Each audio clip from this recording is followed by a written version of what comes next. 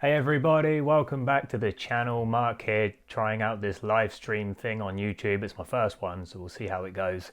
I'm feeling a little nervous, a little pressure. But I just wanted to share with you something that all my weight management clients who can't lose weight have in common. And this is off the back of seeing yet another patient last week who was really struggling with their weight management.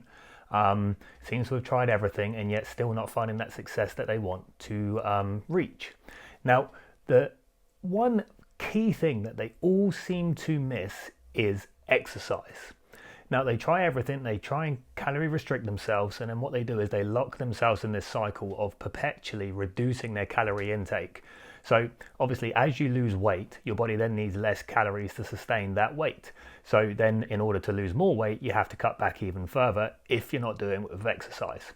So eventually you end up with a really low calorie intake, like it's unsustainable. So it's no wonder then that most people that try and diet end up rebounding, usually gaining the weight back with interest. And round they go till they try the next solution, and they again find that they have some success, but it's unsustainable because ultimately no one really wants to eat for that for the long term. And keep in mind, your body wants to eat, and we're also surrounded by food that is delicious. So it's very hard to restrict yourself, particularly if you're around people that are eating it in the office or wherever you might be. So what's the solution?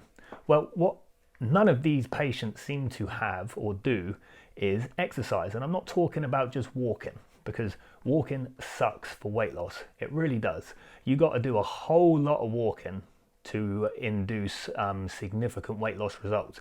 Don't get me wrong, what you do find is when people take walking out of their regime, like they hurt their knees or break an ankle, say, then you start to see how quickly the weight goes on. So it's good for maybe maintaining where you're at.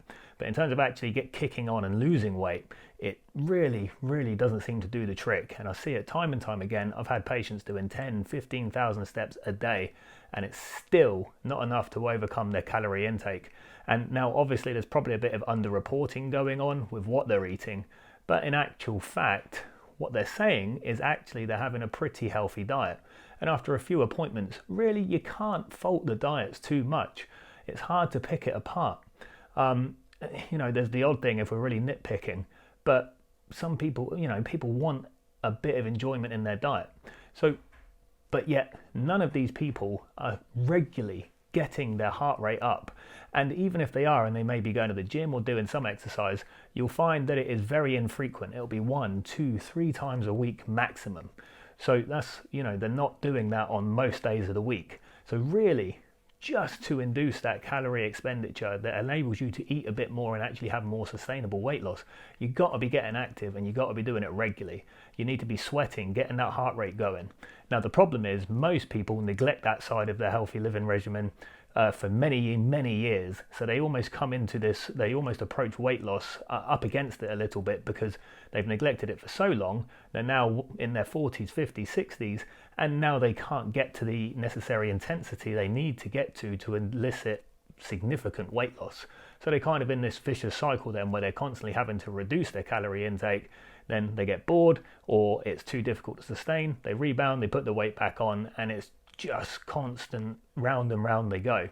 Whereas if they were able to get fit and actually burn up some calories significantly and actually get a reasonable intensity to get their heart rate pumping, then they really are giving themselves the best chance to lose weight. But if you haven't done that for years, then you're probably not going to be able to get there. So I guess the moral of the story is that the best time to do that is today. You will never be as young as you are than you are right now. And the earlier you can start and the fitter you can get, the more you'll be able to then continue with that and do it more regularly. And you really got to be doing it more often than you're not doing it.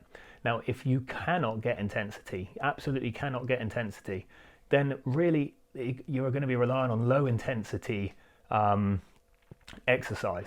And to lose weight with that, you got to do loads of it. We know we're not talking like the 30 minutes a day walking, which is what most of my patients think is enough.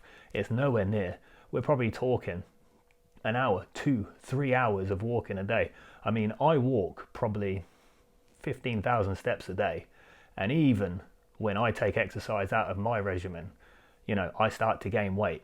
Now, obviously that's related to what I'm eating, but I have a pretty healthy diet on the whole. So you can really see that I've got a pretty good baseline number of steps in my day. And even just taking the walking out of my, taking the formal exercise out of my regimen, it still leads to me gaining weight. So you've really got to go the extra mile. Now, of course, it's difficult and there's time issues and everything else, but really, just from seeing so many people time and time again, all suffering with the same problems, it's really the only way to do it, I think, to keep it off longer term for most people. Anyway, thought I'd give it a go. So there's my first live. Got to figure out how to get off it now. Oh dear. We'll push this, see what happens. I'll see you later.